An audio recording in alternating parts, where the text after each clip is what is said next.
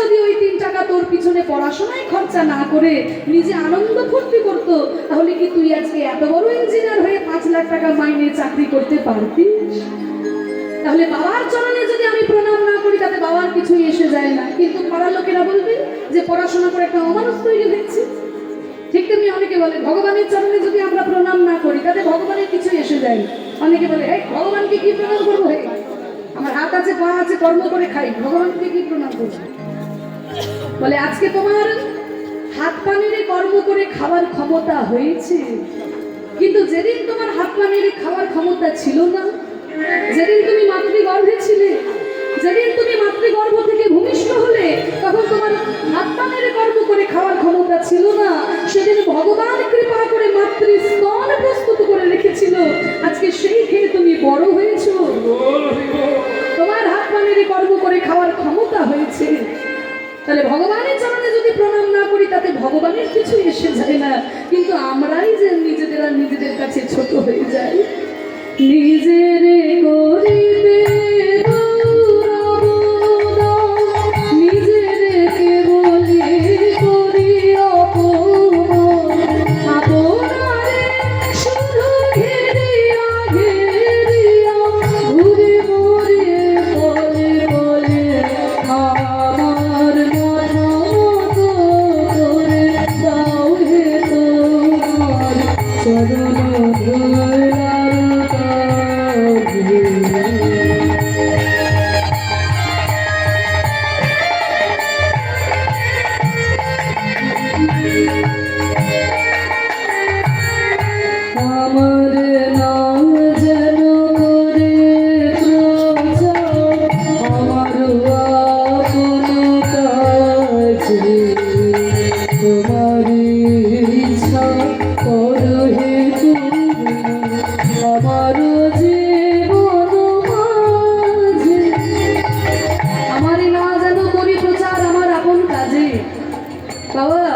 জীবনে যদি কোথাও কোনো ভালো কাজ করতে পারে, কখনো যেন অহংকার করে বলবেন না আমি করেছি আমি করেছি।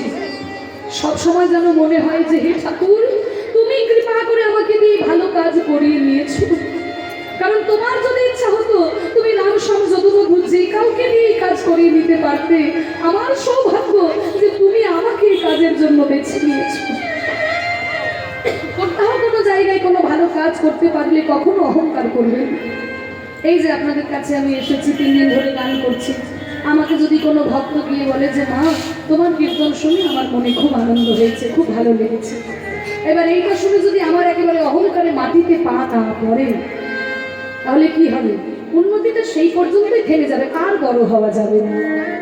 আমারও যেন মনে হয় আমিও যেন ভগবানের শ্রী চরণে এসে বলতে পারি যে হে ঠাকুর, আজকে তুমি কৃপা করেছিলে বলে দেশ দেশান্তরে গিয়ে গ্রামে গ্রামে শহরে গিয়ে ভগবানের চরণ নাম নিয়ে ভক্তদের চরণ ধুলা মাথায় নিয়ে কীর্তন গাইতে পারছি।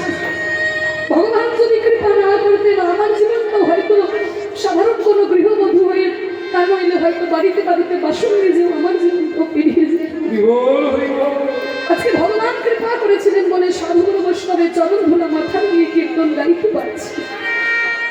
জীবনে যদি কোথাও কোনো জায়গায় কোনো ভালো কাজ করতে পারেন, কখনো অহংকার করবেন না আমি করেছি। সবসময় যেন মনে হয় হে ঠাকুর, তুমি কৃপা করেছো বলে আমি কর্ম করতে পেরেছি। তুমি যদি কৃপা না করতে তাহলে আমি কর্ম করতে পারতাম না।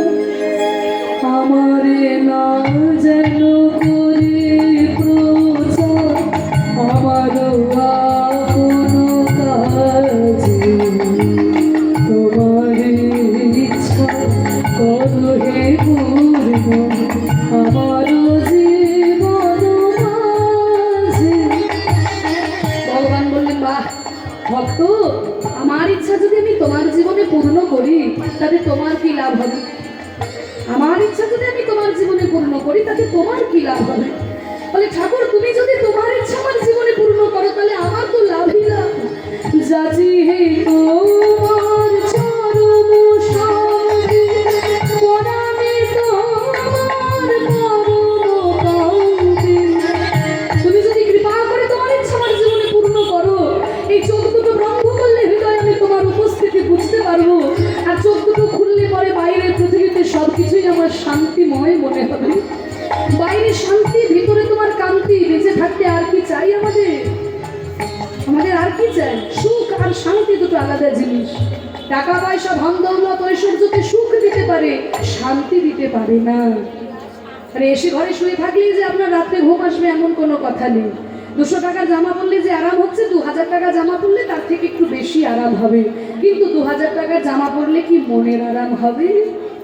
নাকি এসে ঘরে শুয়ে থাকলে আপনার নিশ্চিন্তে ঘুম আসবে? মনে যদি শান্তি না থাকে, যতই ঠান্ডা ঘরে শুয়ে থাকুন না কেন ঘুম আসবে না। মনে যদি শান্তি থাকে, আপনি যদি তাল পাতার কুটিরে ছেঁড়া তালায়ও ঘুমিয়ে থাকেন, আপনার নিশ্চিন্তে ঘুম আসবে। তাহলে ধন সম্পত্তি ঐশ্বর্যতে সুখ দেয়, শান্তি দিতে পারে না। শান্তি তো একমাত্র তোমার চরণে। যাচি হে তোমার চরণ শান্তি, পরাণে তোমার পরম কান্তি।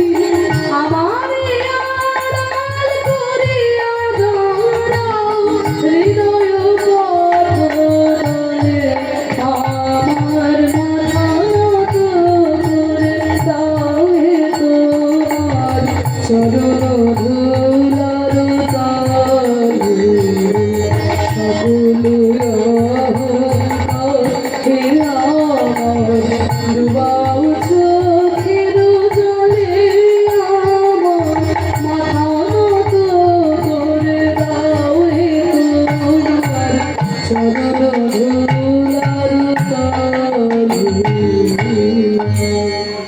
বিদায় গৌর প্রেমানন্দে হরি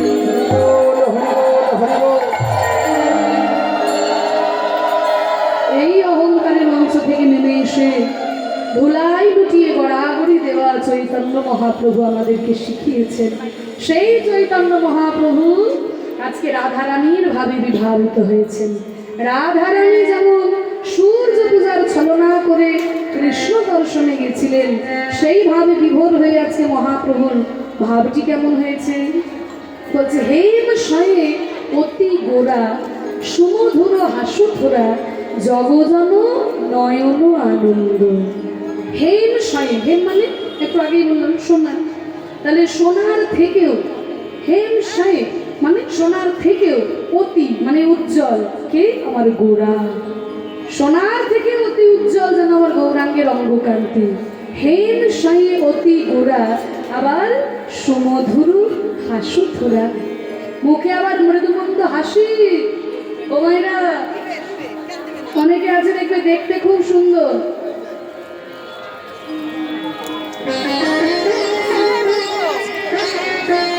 দেখতে খুব সুন্দর না, কিন্তু সারাদিন মুখটা এমন বাংলার মাছের মতো করে থাকে যে মুখের দিকে তাকাতে ইচ্ছে করে না। কিন্তু আমার মহাপ্রভু যেমন দেখতে সুন্দর, মুখে তেমনি মৃদুমন্দ হাসি, একবার দেখলে বারবার দেখতে ইচ্ছা হয়। সুমধুর হাসো তোরা, জগজন নয়ন আনন্দ। চোখে তাকালে পরে তার মনেও আনন্দ হয়, নয়নেও আনন্দ হয়। আহা পিড়িতে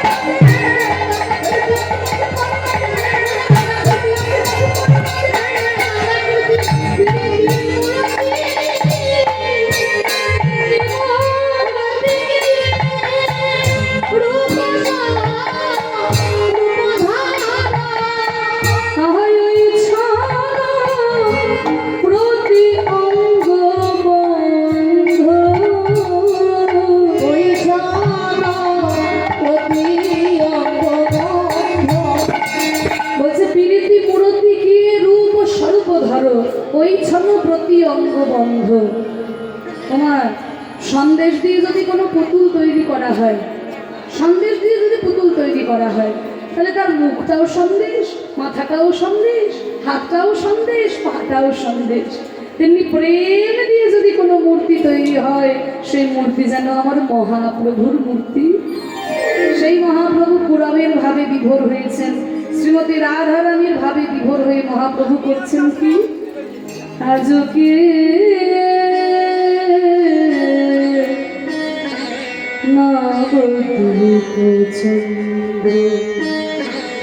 আজকে নবদ্বীপ চন্দ্র। আহা, মহাপ্রভুর আজকে কি ভাব! বলছে কামিনী কাম কলিত তছু মানস গতি অছু গজজেনি মন্দ। কামিনী কাম, কামিনী মানে মেয়ে, কামিনী মানে রমণী। তবে এখানে যেমন তেমন রমণীর কথা বলছে না, রমণীর শিরোমণি শ্রীমতী রাধারানী। কামিনী কাম মানে তার মনে যে বাসনা হয়েছিল সূর্য পূজার ছলে কৃষ্ণ দর্শনে যাবেন, কলিত তছু মানস, তাই সেইভাবে রাধাভাবে বিভোর হয়ে করছেন কি না, গতি অছু গজ যিনি মন্দ। তার গতিটা কেমন না, গজ, গজ মানে হাতি। তাহলে হাতির মতো ভঙ্গিতে মহাপ্রভু যাচ্ছেন। কেন না, রাধারানীর ভাবে বিভোর হয়েছেন। রাধারানী ছিলেন রাজার মেয়ে, রাজকন্যা। ওমাইরা খুব উচ্চ বংশীয় যারা মহিলা হয়, দেখবেন তাদের মধ্যে কিন্তু কিছু কিছু বৈশিষ্ট্য সহজাত থাকে। খুব উচ্চ বংশীয় যারা মহিলা হয়, কিছু মনে করবেন না, মানে উঁচু নিচু ভাগাভাগি মানুষের মধ্যে করতে নেই, কিন্তু দেখবেন ওই বনে দিয়ে আনার একটা ব্যাপার থেকেই যায়। আমরা যদি অস্বীকার করি তাও কিছু করার নেই, কিন্তু ওটা থেকেও যায়। খুব উচ্চ বংশীয় যারা মহিলা হয় তাদের মধ্যে কিছু কিছু বৈশিষ্ট্য থাকে, যেমন তারা কিন্তু মানে জোরে কথা বলতে পারে না, জোরে কথা বলতে পারে না, তারা আস্তে আস্তে কথা বলে। মানে এই বস্তির মেয়েদের মতো সবসময় যে একটা হাউ হাউ করে কথা বলার প্রবণতা, সেটা কিন্তু খুব উচ্চ বংশীয় যারা মহিলা হয় তাদের মধ্যে থাকে না। এবার তারা কিন্তু খুব জোরে হাঁটতে পারে না, তাদেরকে তার বাজারে থলি নিয়ে বাজার করতে যেতে হয় না। তাদের হাঁটার মধ্যেও যেন একটা রাজকীয়তার ব্যাপার, হ্যাঁ, মানে মরালিনী, রাজহাঁসের মতো কিংবা গজগামিনী, মানে হাতির মতো ভঙ্গিতে ধীরে ধীরে। তার রাধারানী হচ্ছেন রাজার মেয়ে, তার বলাটাও যেমন রাজকীয়, চলাটাও তেমন। সেইভাবে বিভোর হয়ে বলছে গতি অছু গজজনী মন্দ। এবার গানটা শুনুন। আজকে নবদ্বীপ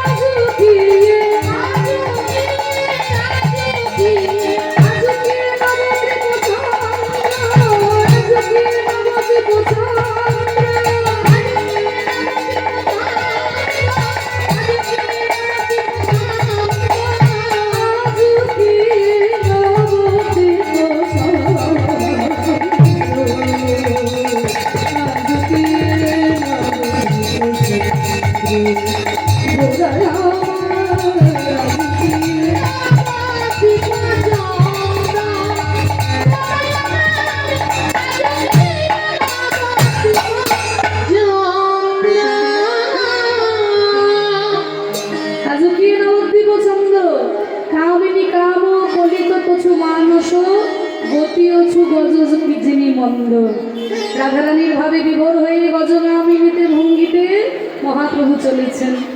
মা যদি নহি পুন বসনে আবৃত তনু, মা যদি নহি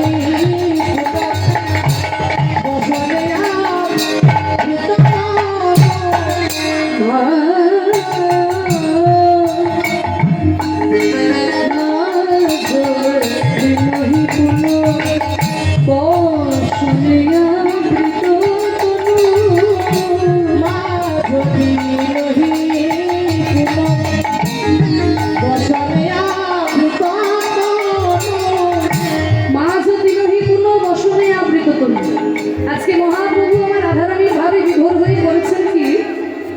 শাড়িকে নিয়ে এসে পড়তে শুরু করেছে। যেই না একটা শাড়ি নিয়ে এসে মহাপ্রভু পড়তে শুরু করেছেন, সঙ্গে সঙ্গে শ্রীবাস পণ্ডিত বলছে, ভক্তগণ দরজাটা বন্ধ করে দাও, তাড়াতাড়ি দরজাটা বন্ধ করে দাও, কারণ এটা বাইরের লোকেদের দেখার জিনিস, বাইরের লোকেদের দেখার জিনিস। কারণ নবদ্বীপের সব থেকে বড় পণ্ডিত হচ্ছে নিমাই পণ্ডিত, তাই না? এবার আপনাদের এখানে ধরুন সব থেকে বড় যে কলেজ, এবার সেই কলেজের সব থেকে বড় যিনি প্রফেসর, এবার তিনি যদি একটা শাড়ি পরে রাস্তায় বেরিয়ে আসেন, তাহলে পরের দিনে কলেজে গিয়ে তাকে কেউ সম্মান করবে? এবার নবদ্বীপের সব থেকে বড় পণ্ডিত হচ্ছে নিমাই পণ্ডিত। এবার সেই নিমাই যখন শাড়ি পরতে শুরু করেছে, শ্রীবাস বলছে তাড়াতাড়ি দরজাটা বন্ধ করে দাও, কারণ মহাপ্রভু রাধাভাবে মনে হয় বিভোর হয়েছেন। অন্তরঙ্গ ভক্তদের দেখার জিনিসটা বহিরঙ্গ ভক্তরা বুঝবে না। শ্রীবাস তাড়াতাড়ি দরজাটা বন্ধ করে দিয়েছে। মা যদি নহি, মহাপ্রভু যখন শাড়ি পরতে শুরু করেছেন, ভক্তরা বলছে কি ব্যাপার হলো, মহাপ্রভু হঠাৎ করে শাড়ি পরছেন কেন? কোন ভাবে বিভোর হলেন মহাপ্রভু? তাহলে কি বৃন্দাবনের কোনো ভাবে বিভোর হয়েছেন? আচ্ছা দেখি তো কি বলছেন মুখে, সেটা শুনলে হয়তো বুঝতে পারবো। এবার মুখে কি বলছেন সেটা তো শোনা যাচ্ছে না, কারণ খুব আস্তে আস্তে বলছে মহাপ্রভু। এই যে বললাম, খুব উচ্চ বংশীয় যারা মহিলা হয় তারা কিন্তু জোরে কথা বলতে পারে না, আস্তে কথা বলে। এবার ভক্তরা মহাপ্রভুর মুখের কাছে আস্তে বলিব, মায়েরা আপনারা হ্যাঁ শরীর তাহলেই হবে, তাহলে একটু সামনে একটু জায়গাটা খালি লাগবে।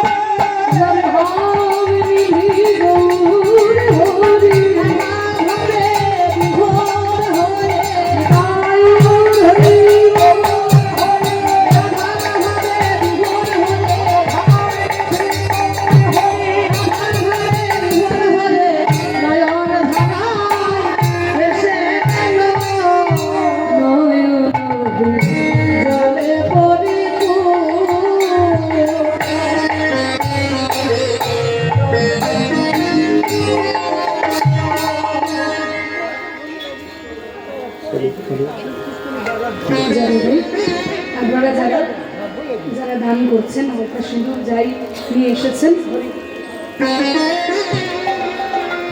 সবার দানই গ্রহণ করা হবে, কেউ কারোর দান ফেলে দেওয়া হবে না। একটু পরে যখন সূর্য পূজার সময় হবে তখন আপনারা আসবেন, এসে দান করবেন। এখন আপাতত যারা করেছেন এই সাইগুলোতে নামিয়ে রাখুন, সবার দানই গ্রহণ করা হয়। এটাই গৌর হরি বল হরি বল।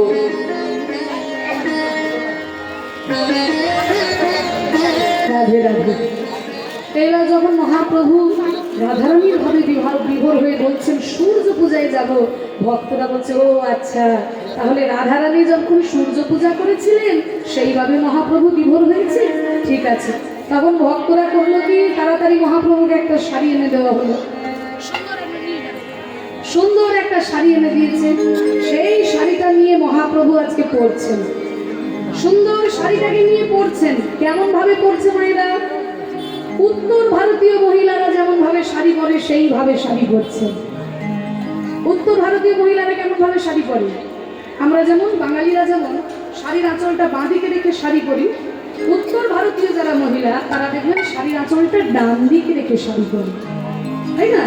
উত্তর ভারতীয় মহিলা যারা তারা শাড়ির আঁচলটা ডান দিকে রেখে শাড়ি পরে।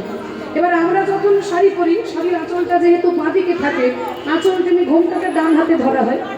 কিন্তু যদি ডান দিকে আঁচলটা দেওয়া হয় তাহলে মাথার উপরে ঘোমটাটা গিয়ে ঘোমটাটা কোন হাতে ধরা হবে?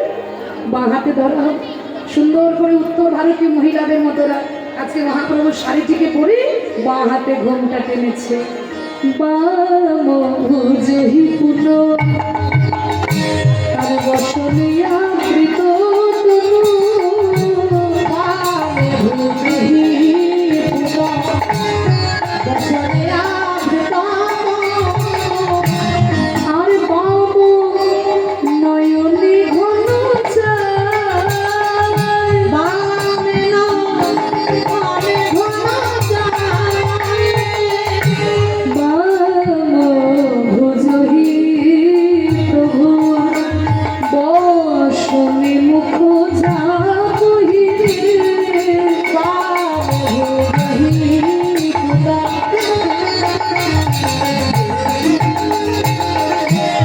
বসনে মুখ যাবহি রে, আর বাম নয়নে ঘন চায়,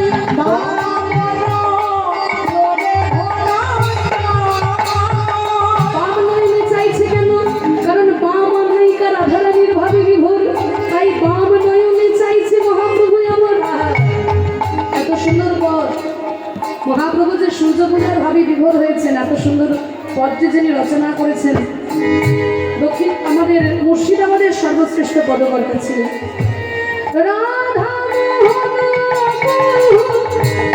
চিতে অভিলাষী, রাধা মোহন চিতে অভিলাষী, রাধা মোহন চিতে অভিলাষী, রাধা মোহন চিতে অভিলাষী।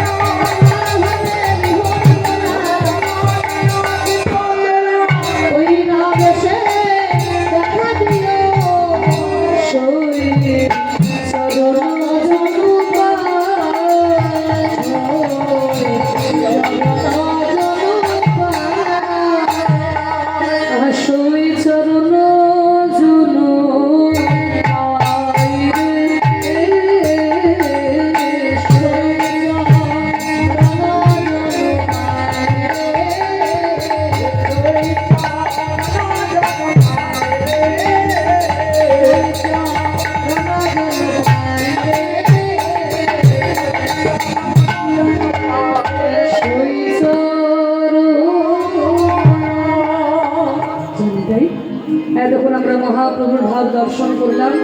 মহাপ্রভু কেমন ভাবে সূর্য পূজার ভাবে বিভোর হয়ে রাধারানীর ভাবকে অঙ্গীকার করেছেন আমরা দর্শন করলাম। এবার চলুন আমরা মধুময় সুধাম বৃন্দাবনে যাই। বৃন্দাবনে গিয়ে আমরা রাধারানীর ভাব দর্শন করি। চলো মায়েরা, সবাই বৃন্দাবনে যাবে তো? সবাই যাবে? বেশ, যারা যারা বৃন্দাবনে যাবে না উলু ধ্বনি দাও।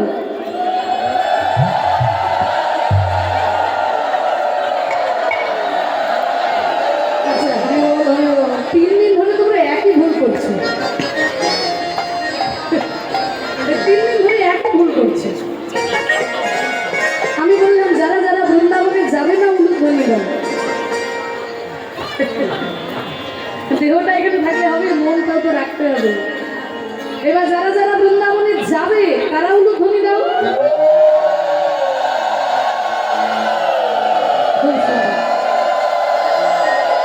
আর দুটি বাহু তুলে নিতাই গৌর প্রেমানন্দে হরি বল।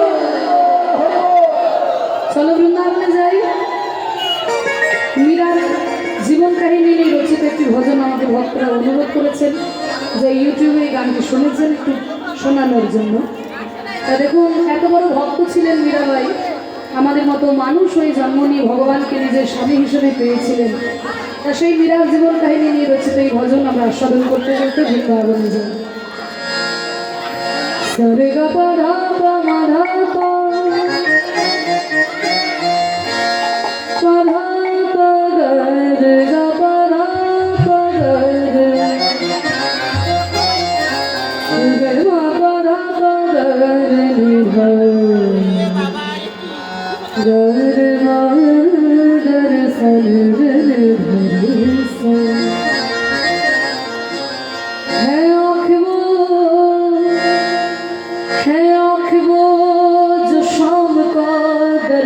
কিয়া করে একটু মানেটা বলে দিই। বলছে আমাদের চোখ তখনই তার পরিপূর্ণতা পাবে যখন সে ভগবানের দর্শন করবে। ভগবানের দর্শন না করলে তবে চোখ দুটো বৃথা হয়ে যাবে। হ্যাঁ, आँख वो जो शाम का दर्शन किया करे है जो प्रभु चरण रे बंदन किया करे। बेकार वो मुख है जो रहे व्यर्थ बातों में। बेकार वो मुख है जो रहे व्यर्थ बातों में। मुख वो है जो हर नाम का सुमिरन किया करे। বলছে ভগবান আমাদেরকে মুখ দিয়েছে কাউকে গালাগালি দেওয়ার জন্য নয়, ভগবানের নাম করার জন্য। কিন্তু এই মুখ দিয়ে ভগবানের নাম করলাম না, অকথা কুকথা বললাম, একে তাকে গালাগালি দিলাম, এই মুখটা তো বেকার হয়ে যাবে। অন্যান্য জীবজন্তু পশু পাখি তারা ইচ্ছে করলেও বদন ভরে হরি নাম করতে পারবে না, কৃষ্ণ নাম গাইতে পারবে না। কিন্তু আমরা মনুষ্য জাতি, আমরা মানুষ হয়ে জন্মগ্রহণ করেছি, আমরা চাইলেই বদন ভরে নাম গাইতে পারি। তবু এমন কলিহত জীব, বদনে কৃষ্ণ নাম বললাম না, এই মুখটা বেকার হয়ে যাবে। बेकार वो मुख है जो रहे व्यर्थ बातों में। मुख वो है जो हर नाम का सुमिरन किया करे। हीरे मोती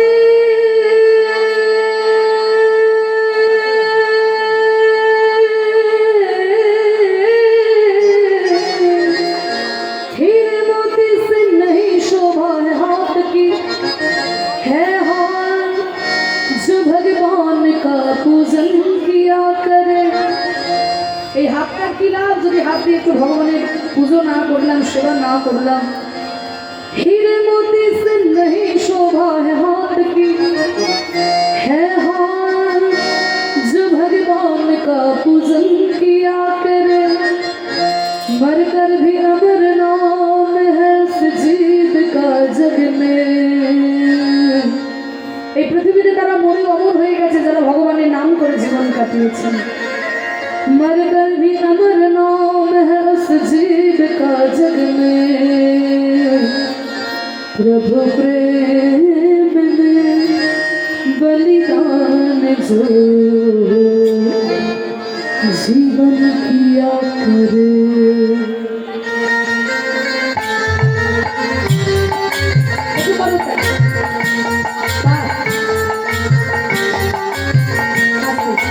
দেখি করতালি জোর করুন। বাহ, একদম তালে তালে, খুব সুন্দর।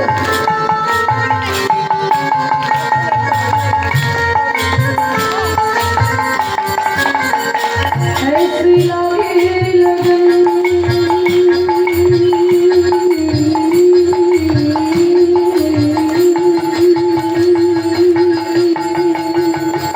ऐसी लागे लगन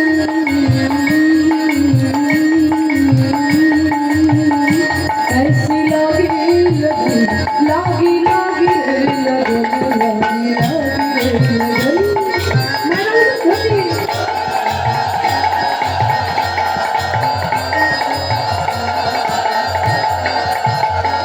ऐसी लागी लगन मेरा हो गई मगन।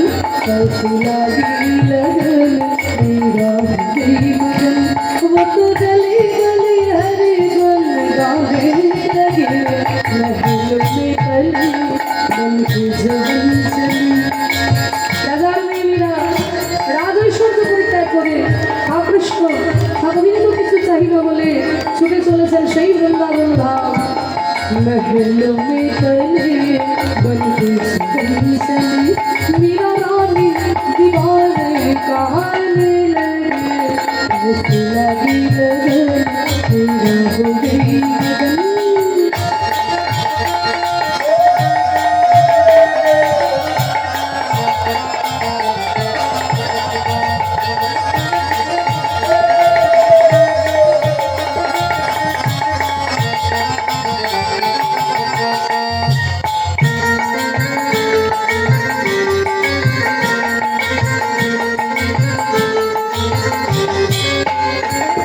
कोई रोके नहीं कोई टोके नहीं मीरा गोविंद गोपाल गाने लगी। कोई रोके नहीं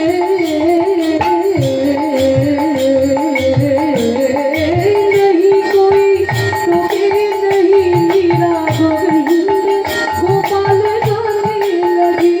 बैठी संतों के संग रंगी मोहन के रंग मीरा प्रेम प्रीतम को मनाने लगी।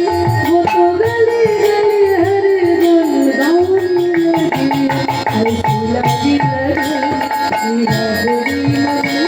वो तो गली गली गली गली गली गली गली हरे गन गाने लगी। ऐसी लगी लगन।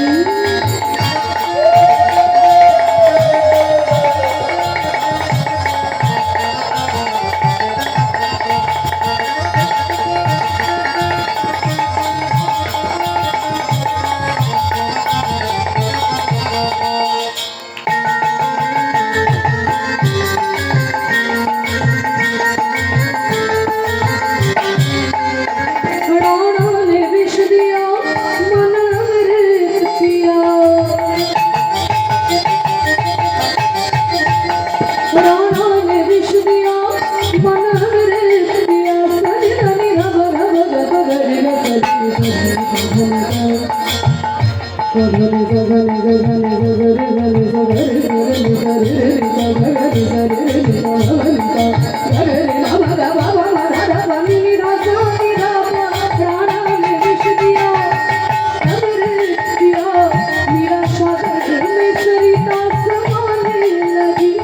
दुखी लागो सहे मुख से गोविंद कहे मीरा गोविंद गोपाल गाने लगी।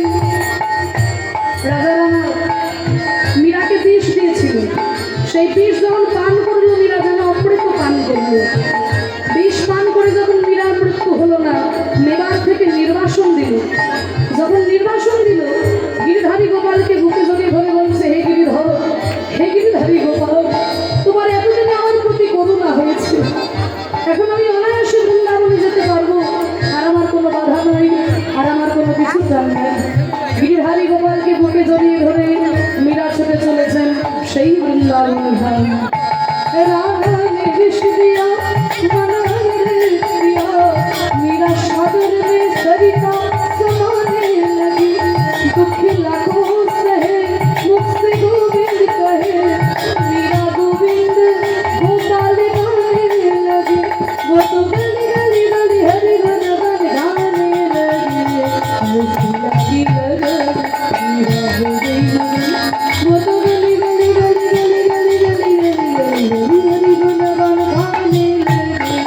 मैं लगी करी बन के जुगन से, बन के जुगन से, बन के जुगन से, बन के जुगन से, बन के जुगन से।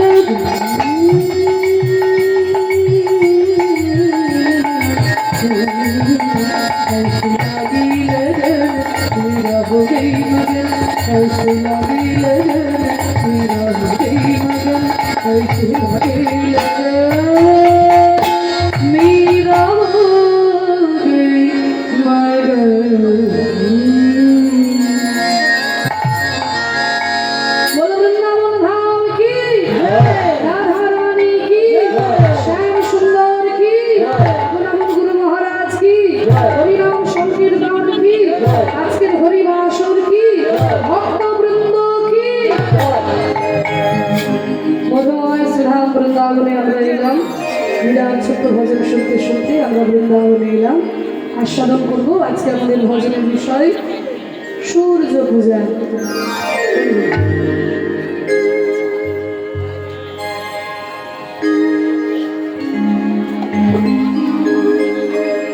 সূর্যকে পূজাটা হচ্ছে ছলনা, বাসনাটা কি? গোবিন্দ দর্শন। ছলনা, সূর্য পূজার ছলনা করে গোবিন্দ দর্শনে যাবেন রাধারানী আমার। কারণ রাধারানীর আজকে সকাল থেকেই মনটা বড় খারাপ, সকাল থেকেই মনটা খারাপ। গোবিন্দ আমার সকালবেলায় গোচারণে গেছেন, কিন্তু রাধারানী গোবিন্দ দর্শন করতে পারেননি। তাই সকাল থেকে মন খারাপ রাধারানীর। সখীদের সঙ্গে নিয়ে ললিতা বিশাখা সবাইকে নিয়ে বলছে, ওই সখীরে প্রভাতকালে আমার প্রাণবধূ ধেনু বৎস সঙ্গে নিয়ে, সখাগণ সঙ্গে নিয়ে গোচারণে গেল, কিন্তু আমার তো সেই প্রাণবধূর সেই রূপ আমার দর্শন করা হলো না। আমার বধূ কেমন করে গোচারণে যায় জানিস? জানিস তোরা কেমন করে গোচারণে যায় আমার বধূ?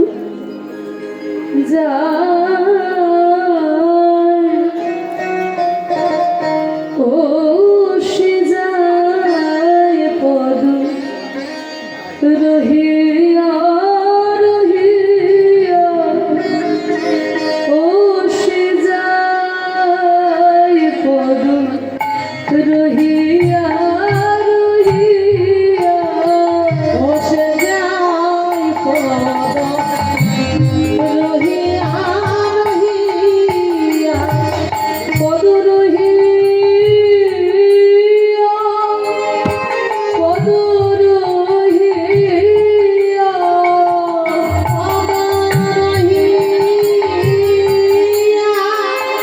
পদ রহিয়া, ও সে যায় পদ রহিয়া রহিয়া,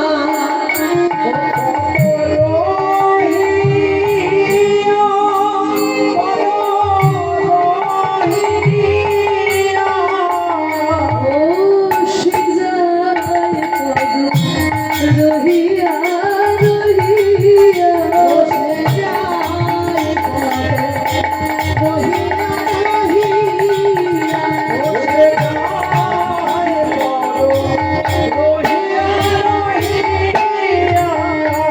প্রাণবধূ যখন গোচারণে যায়, আমার বধূকে দেখার জন্য সারা বৃন্দাবনের লোক সবাই তাই আমার বধূ চারিদিকে তাকিয়ে তাকিয়ে এক পা করে আস্তে আস্তে গোছাগুনে যাই জানিস।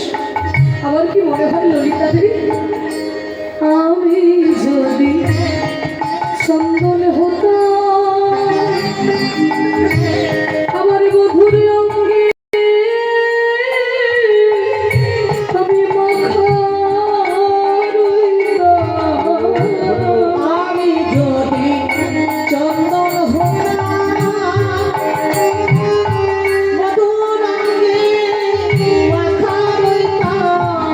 আমি যদি চন্দন হতাম আমার বধুর আমাকে অঙ্গে মাখত। আর এই সূর্যের তাপে চন্দন যখন ঘামের সঙ্গে বিন্দু বিন্দু জল হয়ে গড়িয়ে ওই চন্দন আর জল গড়িয়ে যখন বধুর চরণে পড়ত, আমি ওই ঘামের সঙ্গে চন্দন রূপে আমার বধুর চরণে আমি লুটিয়ে পড়তাম।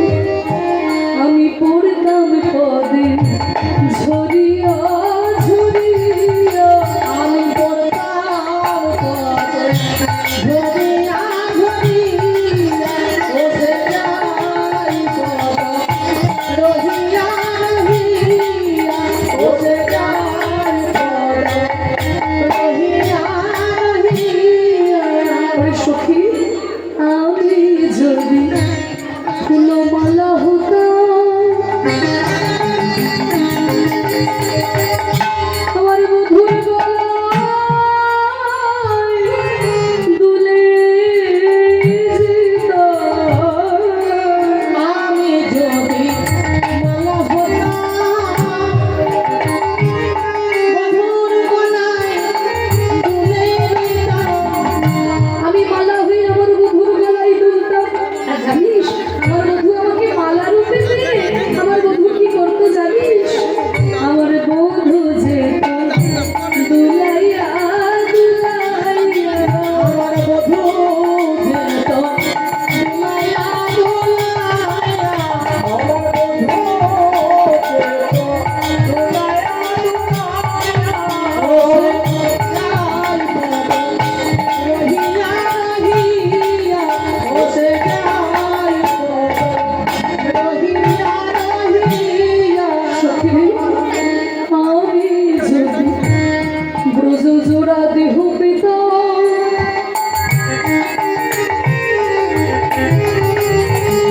আমার বধুর অঙ্গে ছায়া ধরতাম। আমি যদি হতাম বধূর অঙ্গে ছায়া ধরতাম।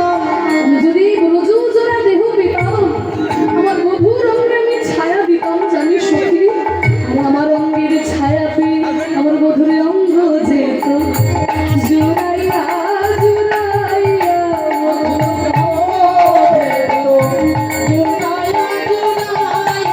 বধুর অঙ্গ যেত জোড়াইয়া জোড়াইয়া।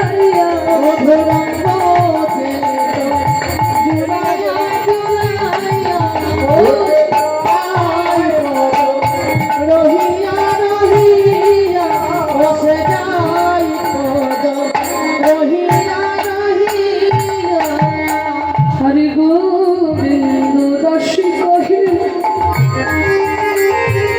সখী জিয়ন্তে মা হরিয়া কহে।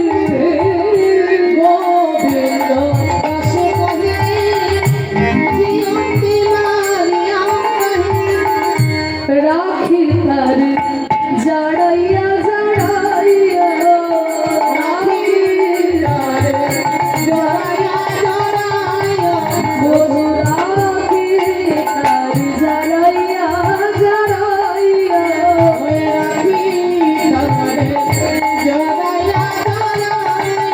ও সিজাই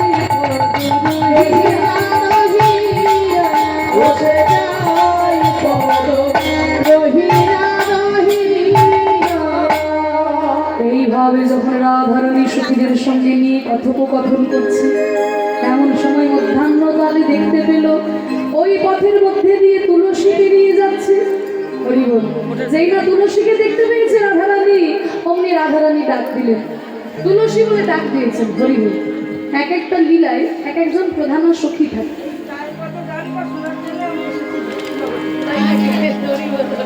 মা এই পদ্ম শোনার জন্য এসেছে।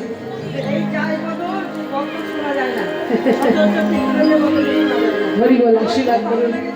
নিতাই গৌর হরি বল, আশীর্বাদ রাখো। জয় নিতাই, জয় নিতাই গৌর প্রেমানন্দে হরি বল। হরি বল, হরি বল, হরি বল।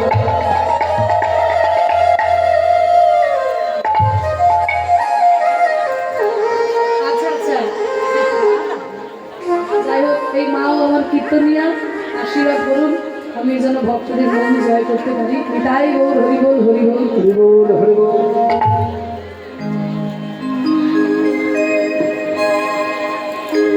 রাধারানী এক একটা লীলায় এক একজন প্রধান সখী থাকে। সূর্য পূজা লীলায় প্রধান সখী হচ্ছে বীরা, বৃন্দা আর তুলসী। যেমন রসদ্বার লীলায় প্রধান সখী হচ্ছে শ্যামলা, বিমলা, অবলা, মঙ্গলা। তারপরে রূপ বর্ণনা করছেন যখন রাধারানী, প্রধান সখী হচ্ছে ললিতা। পূর্বরাগের সময় প্রধান সখী হচ্ছে বিশাখা। এক একটা লীলায় এক একটা প্রধান সখী থাকে। তার সূর্য পূজার প্রধান সখী হচ্ছে বীরা, বৃন্দা আর তুলসী। এই তুলসী কিন্তু তুলসী বৃক্ষ নয়, রাধারানীর সখী তুলসী। তা সেই তুলসী যখন পথের মাঝে পেরিয়ে যাচ্ছে, রাধারানী বলছে, ডাক দিলেন, ও তুলসী, তুলসী রে, এই মধ্যাহ্নকালে তুই কোথায় যাচ্ছিস? আয় আয়, আমার কাছে আয়। তুলসী মনে মনে চিন্তা করছে, মধ্যাহ্নকালে রাধারানীর মতো কৃষ্ণ ভক্তের ডাক আমি কি উপেক্ষা করতে পারি? তাই তুলসী ছুটে গেছে রাধারানীর কাছে। যেই না তুলসী ছুটে গেছে, তুলসীকে ডেকে হচ্ছে, তুলসী আয়, তোর সঙ্গে দুটো কৃষ্ণ কথা আস্বাদন করি। তাই তুলসীকে সামনে বসিয়ে রাধারানী আমার কৃষ্ণ কথা আলাপন করছেন। শোভাজি কেমন হয়েছে?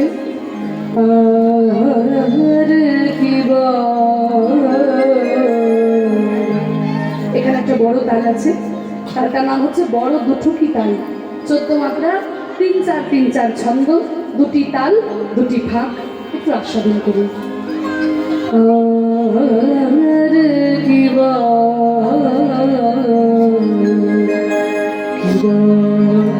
রাধে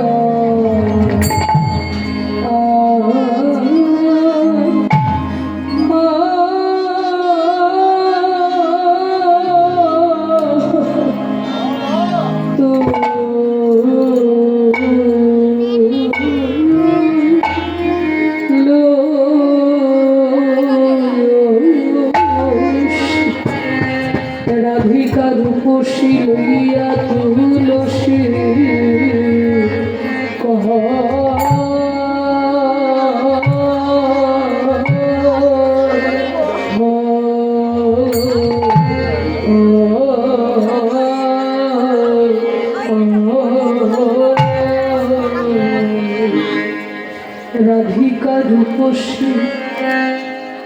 লইয়া তুলসী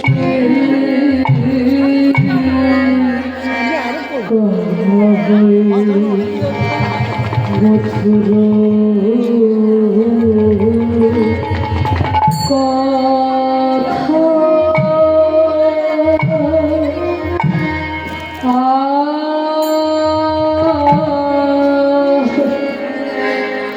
প্রাণ সখী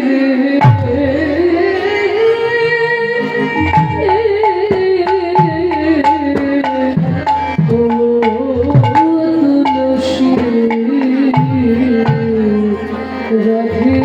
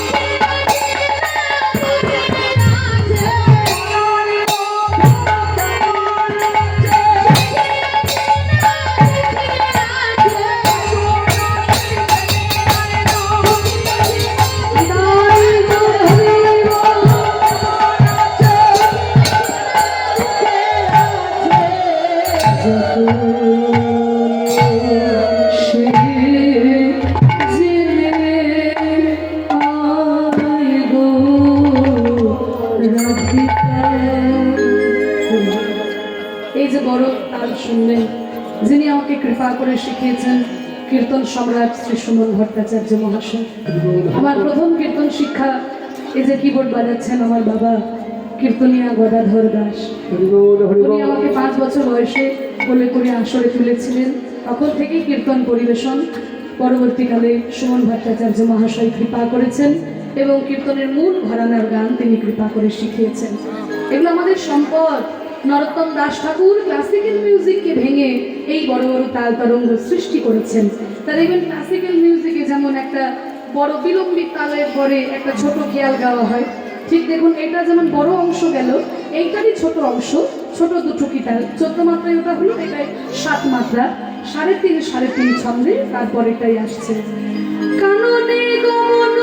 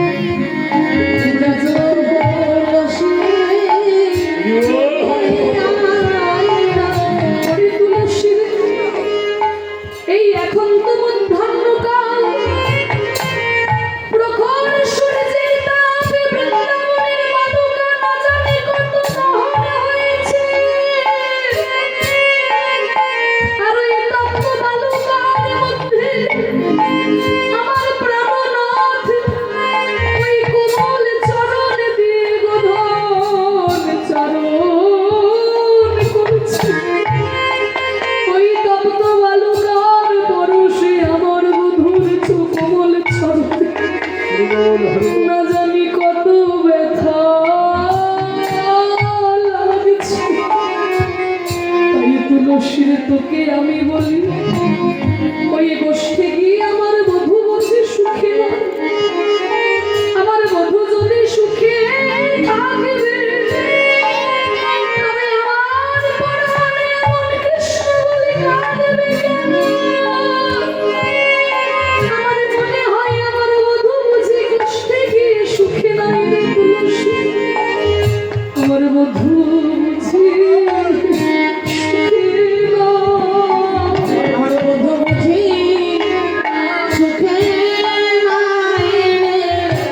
নইলে আমার পড়া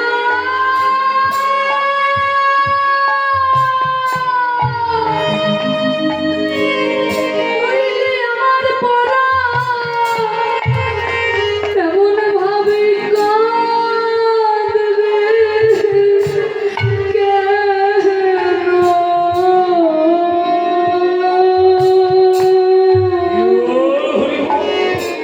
তোমার বধূ বুঝি